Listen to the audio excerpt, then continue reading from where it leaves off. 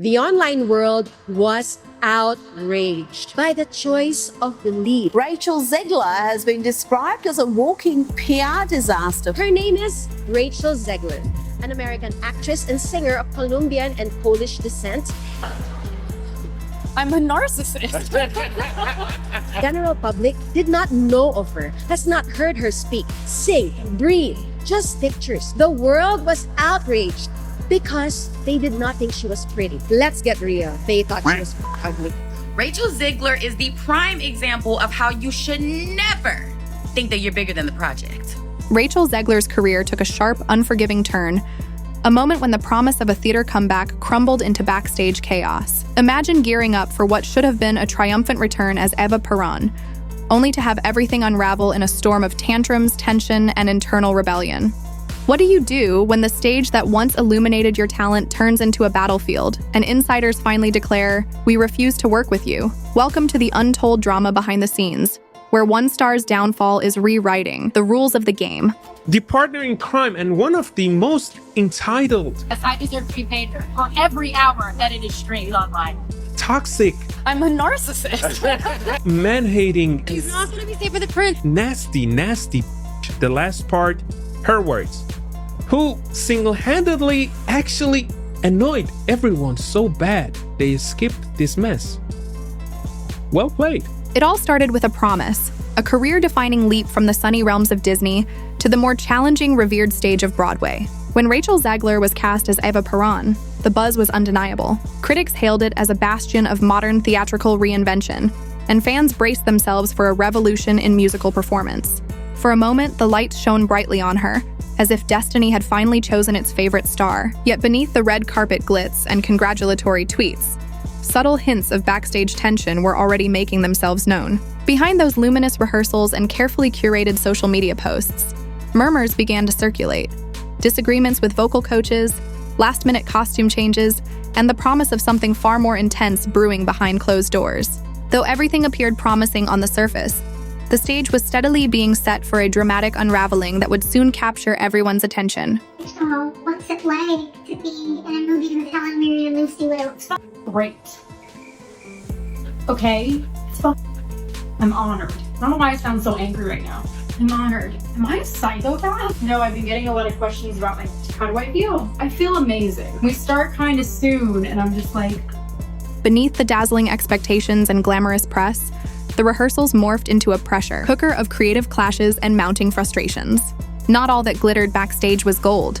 Reports started surfacing that rehearsals were riddled with delays, miscommunications, and intense disagreements. It is the real beginning of my life as a young lady of America. Of America.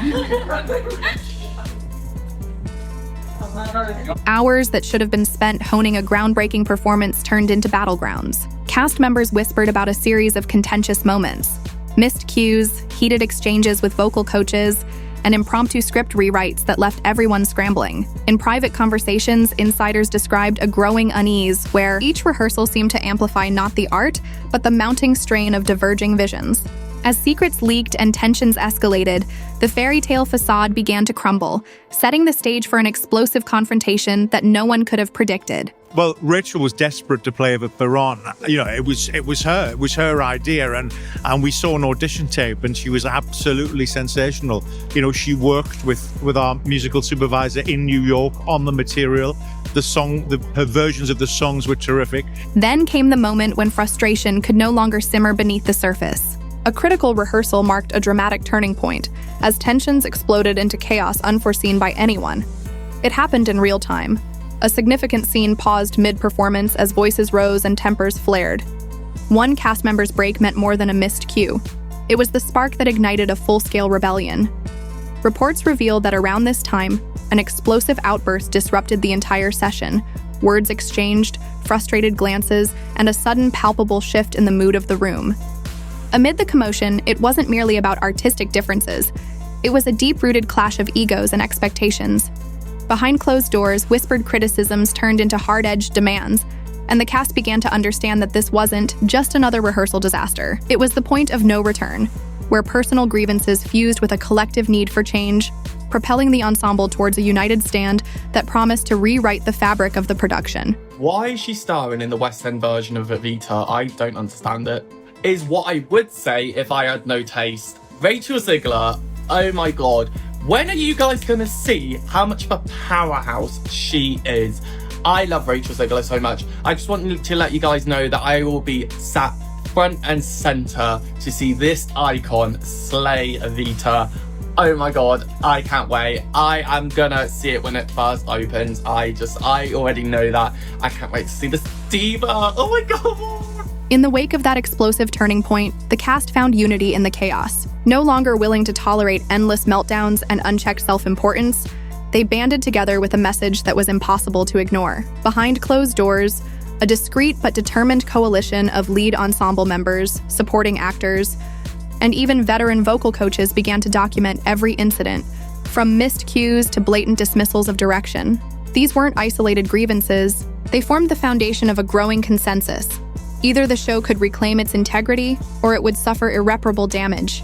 The turning point was subtle at first, a series of hushed meetings and carefully worded complaints. But it soon evolved into a bold, unified stance. When the producers dismissed their concerns, it only intensified their resolve. With a calm yet firm declaration, the cast signaled that personal temperaments could no longer sabotage a production meant to be celebrated. The message was clear. It was her or the entire production's future. And with that choice etched into every whispered word and every written note, the ensemble set the stage for an upheaval that promised to reshape the show forever.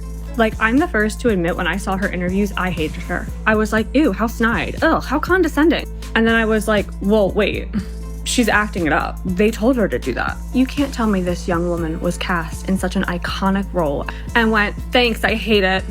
No, let's use our brains. We have been pushing girl boss, girl boss, girl boss, strong women, strong, strong, strong. We've been pushing that for so long. They tell her to give us that, and we shit on her. I don't know, I just feel like that's so goddamn mean. With the cast's rebellion now public and undeniable, the production entered uncharted territory. What once was a seemingly unbreakable commitment to a star's vision morphed into a strategic pivot for survival. Behind the closed doors of the theater, secret rehearsals resumed, but this time with a clear absence. The spotlight shifted as the team reworked scenes, reallocated songs, and shored up the schedule to minimize further disruption. A new face began to emerge from the wings, a steady understudy whose disciplined performance offered a stark contrast to the chaos. Her seamless transition wasn't just a practical move. It signaled a rebranding of the entire production. While the original narrative had centered around Rachel as the emblem of Eva Peron, the focus now shifted to a production that valued unity and professional excellence over personal theatrics. As industry insiders exchanged knowing glances and social media buzz grew louder, the production's transformation became as much about regaining credibility as it was about salvaging a story meant to captivate audiences. The fallout of the backstage drama was forcing everyone to choose between staying loyal to a troubled star or embracing a reimagined version of the iconic role, one that promised stability and artistic integrity. So much ground that I never thought I would be able to cover, and that people think I'm doing poorly, and other people think I'm doing gracefully, and I don't think I'm doing it at all. So when I tell you that it's hard, I just mean to be inside my brain. That's hard. As whispers turned into a social media storm, the fallout extended well beyond the theater's walls. Fans and critics alike were quick to weigh in, their comments oscillating between disappointment and vindication. Hashtags like Justice for Evita and Zegler Out began trending, fueling debates across platforms. Behind the online persona of a once-adored star, the reality of unruly rehearsals, contradicting rumors, and a fractured backstage community sparked intense discussion about the true cost of stardom. I can't believe it. I very much had no interest in seeing Rachel Zegler in any movies heading into this. And watching this made me forget that I really don't like her as an actress. All is forgiven with the Snow White controversy. Maybe I'm going to show up for it. I thought she was fantastic. She was really funny. Theater insiders, long accustomed to the behind-the-scenes power plays, condemned the chaos as a betrayal of the craft. Industry pundits noted that while Rachel had mesmerized audiences with her stage presence at first glance, her inability to rally behind a shared vision ultimately led to the striking change in leadership. Critics revisited old interviews, pointed out past missteps, and compared them with the recent reports of a collapsing dream. Even those who once championed her as the next big thing began to question if raw talent alone could truly sustain an artistic revolution. Meanwhile, as producers scrambled to manage the narrative and recalibrate the show, the drama resonated with a broader theme. When ego overshadows execution, it's not just one role that suffers, it's an entire legacy. Industry conversations took a hard look at what it means to be a leader in high-stakes productions, and the consensus was clear. In theater, unity and respect for the collaborative process always come first.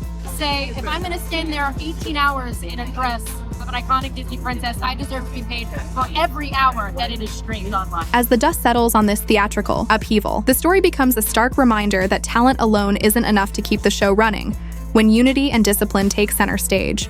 Rachel Zegler's dramatic exit from the limelight not only closed one door, but may also redefine her future in a world where reputation and reliability are just as important as raw performance. While some speculate that this setback might serve as a turning point, a chance for her to reinvent her approach and return even stronger, others wonder if this will push her toward projects that demand less collaborative effort and more solo spotlight. Only time will reveal whether she can reclaim her footing, or if this will be a long-term career detour that forces her to reevaluate her methods.